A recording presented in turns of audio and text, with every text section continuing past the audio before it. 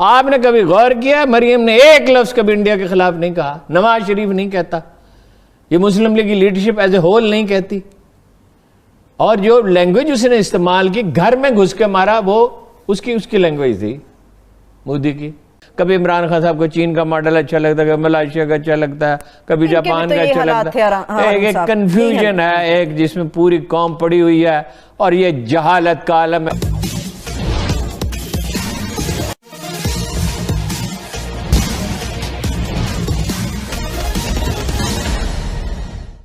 पाकिस्तान की मीडिया में यह चर्चा हो रही है कि भारत के प्रधानमंत्री नरेंद्र मोदी के समर्थक पाकिस्तान में भी बहुत संख्या में मौजूद है। बड़ा हास्यास्पद सा लगता है, पर यह सच है, क्योंकि पाकिस्तान की मीडिया में इसकी चर्चा भी हो रही है। दरअसल यह मोदी का खौफ है जो पाकिस्तान के लोगों के सर चढ़कर बोल रहा है। इस संबंध में कुछ और चर्चा इस वीडियो ब्लॉग के अंत में करेंगे। उसके पहले आइए सुनते हैं पाकिस्तान मीडिया का इस डर और खौफ का बयान करता पाकिस्तान के एक मशहूर एंकर हारून रशीद की प्रतिक्रिया। मरियम साहबा की सिक्योरिटी का मसला है, आपने भी कल तजवीज़ दी सिक्योरिटी बढ़ानी चाहिए। अब्बासी साहब कुछ कह रहे हैं, जावेद लतीफ साहब कुछ कह रहे हैं, नवाज शरीफ साहब क्या सोच रहे हैं? नहीं, नवाज शरीफ साहब क्या आपको पता है, डिप्रेशन का मरीज है और हाथ में कशकोल है, मुझे इख्तदार दो वरना मैं।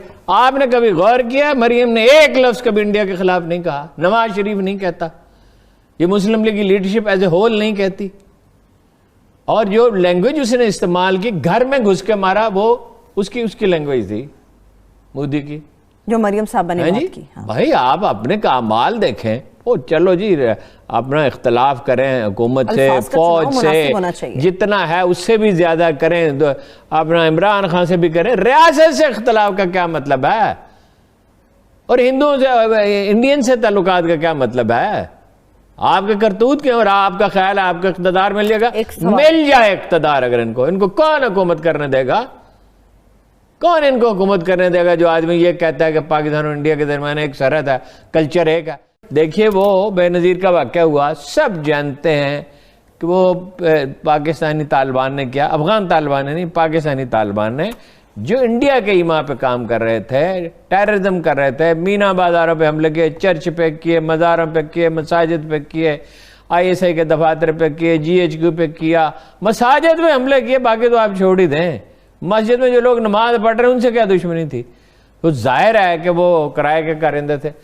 अच्छा, उस पे जब बेनज़ीर का वाक़या हुआ तो जरदारी ने अपनी ज़िंदगी में जो ढंग के काम किए उनमें से एक ये किया, जो उसकी ज़रूरत भी थी इक़्तिदार में रहने के लिए, पाकिस्तान खपे, वहाँ लोग पाकिस्तान ना खपे, वो थे MI6 के लोग थे, मुझे इसमें कोई शुबह नहीं। आग लगाने वाले पीपल्स पार्टी के कारकुनों को क्या पड़ी थी जी, रेलवे स्टेशनों को आग लगाते, उन्हें मुश्तिल किया जा सकता था, थोड़ा बहुत शायद इस्तेमाल भी शर पसंद अनासर, वो अपना शर पसंद अनासर नहीं, MI6 के बंदे इंतहा पसंद, जिन्हें ट्रेनिंग दी गई है इंडिया में कि पाकिस्तान में पूना से बंबई तक, आज से 30 बरस पहले। फिर उन्होंने MKM के लोगों को, उन लोगों को, कातलों को तरबियत दी दादू की पहाड़ियों में। अच्छा जी, देखिए जो मुस्लिम सियासत है, जो इस इस्लाम की सियासत, मुस्लिम नहीं, मुसलमानों में तो पहले 50 बरस, 30-35 बरस के बाद जो जवाल शुरू हुआ इल्मी, तो वो उसके तरह तरह की खराबियां सब जानते हैं। उसमें तो कोई उम्मीदवार ही नहीं हो सकता, लोग उम्मीदवार बनाते हैं। ये हमारा मॉडल, हम वेस्ट मिनिस्टर डेमोक्रेसी के पीछे पड़े हुए हैं। कभी अमेरिकी सिस्टम, कभी इमरान खान साहब को चीन का मॉडल अच्छा लगता है, कभी मलेशिया का अच्छा लगता है, कभी जापान का अच्छा लगता है। एक कंफ्यूजन है, एक जिसमें पूरी कौम पड़ी हुई है, और ये जहालत का आलम है कि सादिक और अमीन का लक़ब इस्तेमाल करते हैं पॉलिटिशियंस के लिए, और रियासत मदीना की इस्तिलाह इस्तेमाल करते हैं। भाई बड़ी कलक की बात। सुनने वाले सुन भी रहे हैं, देख भी रहे हैं कि क्या कुछ जावेद लतीफ साहब ने, आप जब शाह से ज्यादा शाह के वफादार बनते हैं, नहीं, शाह से ज्यादा शाह का वफादार नहीं, मोस्ट इर्रिस्पॉन्सिबल आदमी। मतलब ये इसके करतूत क्या है इस शख्स के, और ये क्या रहा है, किसको धमकी दे रहा है? 22 करोड़ की कौम को धमकी दे रहा है, हम तो हमारा मुल्क बर्बाद कर देंगे खुदा अगर उसे कुछ हुआ। और ये अगर कुछ हुआ, ये एक मफरूजा है, मफरूजों पे जजमेंट के ऊपर जजमेंट। अब वो जावेद लतीफ साहब कहते हैं कि हम तो नहीं कहेंगे पाकिस्तान खपे, मतलब पाकिस्तान होना चाहिए, इसका मतलब पाकिस्तान चाहिए, खपे का मतलब चाहिए, हम तो नहीं कहेंगे। आप क्या कहेंगे और आपकी बसात क्या है? आप इससे पहले बहुत से गैर जिम्मेदाराना बयान दे चुके हैं। मैं हैरान हूं ये और रहमान मलक और यूसुफ गिलानी जेल में क्यों नहीं है? ये क्या अदालती निज़ाम है जी? ये नहीं, इसके असासे देखें, इसकी हरकतें देखें। इससे पहले इतने गैर जिम्मेदाराना बयानात ये शेख दे चुका है, और अफसोस है उन टॉक शोज वालों को जो इसको बुलाते हैं। यानी एक आदमी पूरी कौम को गाली देता है। गाली नहीं है ये, तुम्हारा मुल्क तोड़ देंगे, खुदा ना खास्ता ऐसे लोगों यानी तो तोड़ देंगे। तोड़ देने का क्या मतलब है कि तुम्हारी जिंदगी इंडियन मुसलमानों जैसी होगी, मकबूजा कश्मीर के लोगों को जैसी होगी, बर्मा के मुसलमानों जैसी होगी। ठीक है, ये कह रहा है ये आदमी, वरना हमें इख्तिदार दो। असल में मसला ये नहीं है, उसको कौन कत्ल करना चाहता है, खुदा उसकी जिंदगी महफूज रखे। आमीन, वो तो हर एक की जिंदगी महफूज रहनी चाहिए, हर जान कीमती है, हर जान कीमती। एक पॉपुलर लीडर है वो। अजीबो गरीब तमाशा है, ये किस कमाश के लोग हैं।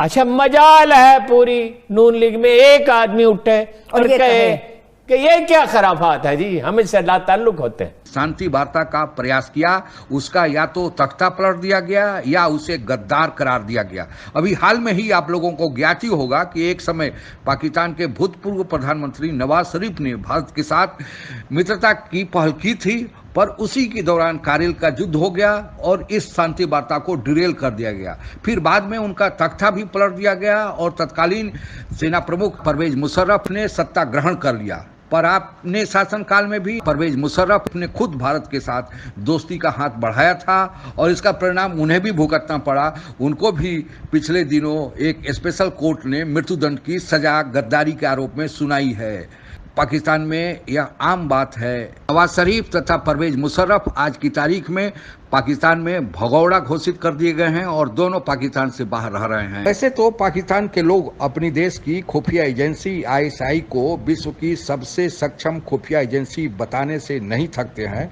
पर अब भारत की खुफिया एजेंसी रा पाकिस्तान में जो कारनामा करना शुरू कर दिया है, उससे लोगों के सामने अपने देश की खुफिया एजेंसी ISI की पोल खुलने लगी। या तो पाकिस्तान की ISI अब बिना काम के हो गई है। चर्चा यह होनी चाहिए थी कि नवाज शरीफ या वहाँ उनकी बेटी मरियम नवाज ने जो कहा है वह सही है गलत, लेकिन चर्चा यह हो रहा है कि कह कौन रहा है। दर्शन यह कहता है कि बहस यह होनी चाहिए कि क्या कहा जा रहा है, न कि बहस यह होनी चाहिए कि कौन कह रहा है।